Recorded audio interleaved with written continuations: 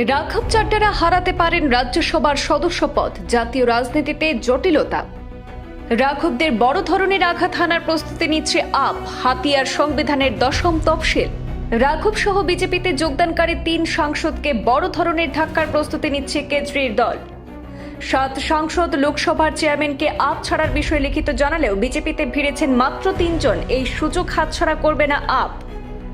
রাঘব চাড্ডার সাংসদ পদ হারালেও ফের জিতে যাওয়া খুব সহজ নয়। সব মিলিয়ে রাজনৈতিক ক্যারিয়ারে ঘোর অনিশ্চয়তার সৃষ্টি হয়েছে। দেশের আলোচিত সাংসদ রাঘব চাড্ডার নেতৃত্বে বড় ভাঙনের মুখে পড়েছে কেজরিওয়ালের আম আদমি পার্টি।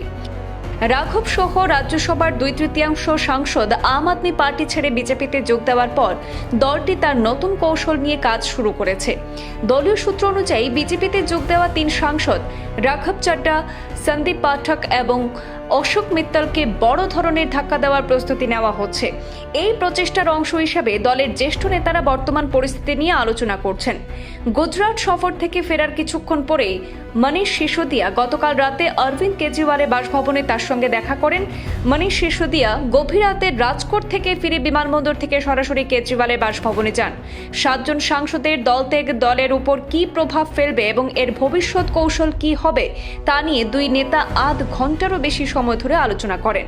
এখন আম আদমি পার্টিও রাজ্যসভার চেয়ারম্যানকে চিঠি পাঠানোর প্রস্তুতি নিচ্ছে। উল্লেখ্য, শুক্রবার রাঘব চাড্ডার দেওয়া এক বিবৃতিতে পরিপ্রেক্ষিতে সেখানে এক সিদ্ধান্ত নেওয়া হয় যে তিনি জানিয়েছেন যে তিনি দল এবং আপের আরও 6 জন সাংসদ দল ছাড়ার ইচ্ছা এবং সংশ্লিষ্ট নিয়মকানুন সম্পর্কে রাজ্যসভার চেয়ারম্যানকে অবহিত করেছেন। আপ সূত্রে জানা গেছে যে রাজ্যসভায় দলের চিফ হুইপ এন.ডি. গুপ্তা দল ত্যাগ বিরোধী আইনে রাঘব চাড্ডা, সন্দীপ পাঠক এবং অশোক মিত্তলের বিরুদ্ধে ব্যবস্থা নেওয়ার দাবিতে চেয়ারম্যানকে একটি চিঠি জমা দেবেন। আর এই ধরনের দাবি করা হবে কারণ ক্যামেরায় কেবল এই 3 জনকেই বিজেপিতে যোগ দিতে দেখা গেছে। রাঘব যাদের নাম উল্লেখ করেছেন সেই অন্য 4 জন কোথাও দেখা যায়নি, তাই চিফ হুইপ এই 3 জনের বিরুদ্ধে অভিযোগ দায়ের করবেন। আম আদমি পার্টির প্রবীণ নেতা এবং রাজ্যসভা সাংসদ সঞ্জয় সিং এও ঘোষণা করেছিলেন যে তিনি এই 3 সাংসদের অযোগ্য ঘোষণার দাবিতে রাজ্যসভার চেয়ারম্যানকে একটি চিঠি লিখবেন, যার বিধান সংবিধানের 10ম তফসিলে রয়েছে, এমনটাও জানা গেছে। ব্যুরো রিপোর্ট, পূর্বাঞ্চল প্রতিদিন।